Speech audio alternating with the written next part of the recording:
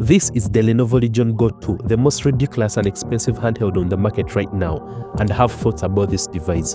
First, let's talk about what's new. The Legion Go 2 comes with a huge 8.8 OLED display featuring a 144Hz refresh rate with VRR, making it the first handheld to have an OLED screen with VRR. This prevents screen tearing when playing games. The display on the original handheld was top of this class, and this generation is also great, with a certification of True Black 1000, meaning games will look absolutely incredible. You also get 500 nits of brightness, capable of playing games even in direct sunlight.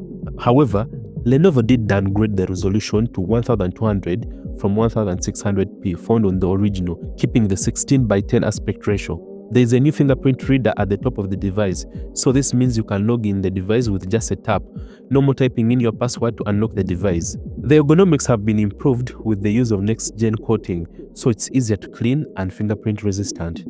The redesigned back buttons are now easier to reach, offering greater comfort and customizable options for gameplay. Performance has been significantly improved with the new Ryzen Z2 and the Z2 Extreme processors. While exact performance depends on the versions you choose, Lenovo promises better results compared to the original handheld. Cooling has also been upgraded thanks to the large vents located on the top of the device. The battery capacity has been increased to a 74-watt-hour battery, though not quite the 80-watt found on the Xbox Ally X, and it supports 64-watt charging. You can now purchase the Legion Go 2 with up to 32 gigs of RAM and up to 2 terabytes of storage. For I/O, there is a huge USB-C Type-C connector next to the cooling vents. At the bottom, you will find an audio jack, another USB-C port, and a microSD card slot. What you're still getting are the detachable controllers, which are always a party trick. You can turn the device in tablet mode and play in your living room.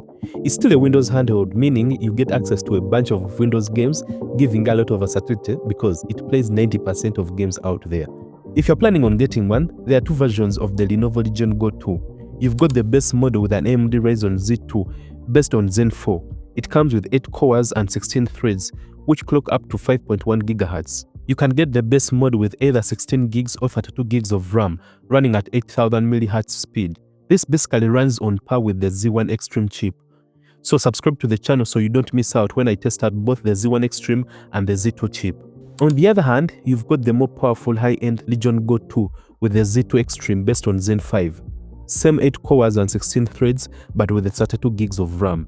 You've got 16C RDNA 3.5 iGPU up to 2900 mHz speeds. When it comes to the performance and battery life, fellow YouTuber Tom from the Tech Chap did run some few tests, and generally it did perform slightly well. Running Cyberpunk 2077 plugged in, he got around 58 FPS at 1200p on medium settings. Dropping down the settings to 1000p resolution, he got around 84 FPS. Very impressive. He also noted on the Legion Go 2 he was able to get 2 hours and 15 minutes compared to the 1 hour and 35 minutes on the original Legion Go. It's interesting seeing these tests, so subscribe to the channel so you don't miss out when I get my hands on this device. So what's good with this device? Well, you've got a better display which gives you true blacks of OLED, better controllers, fingerprint scanner, improved battery life, and great performance on board. But the bad news is, the Legion Go 2 is quite expensive for handheld in 2025, especially considering the current market. Here's a breakdown of its pricing. The base model with the Z2 chip, 16 gigs of RAM and 1TB SSD is priced at $1,100. The version with 32 gigs of RAM and 1TB SSD costs $1,200. If you opt for the Z2 Extreme Legion Go 2 with 32 gigs of RAM and 1TB SSD, the price jumps to $1,350. The top tier model featuring 32 gigs of RAM and 2TB SSD comes in at $1,480. At around $1,200, you could easily purchase a gaming laptop equipped with an RTX GPU. While the Legion Go 2 offers impressive portability, the level of convenience comes at a premium. Ultimately, if you have the budget, it's your choice, but most people will likely be priced out. Let me know in the comments below, do you think it's overpriced or you don't mind and plan to buy it anyway? I'd love to hear your thoughts below. But if you want a handheld with a big screen, detachable controllers, generally a similar use case as the Legion Go 2, I would recommend going for the Legion Go with the Z1 Extreme. It's got a 144 screen, 16 gigs of RAM and half a terabyte of storage for only $700.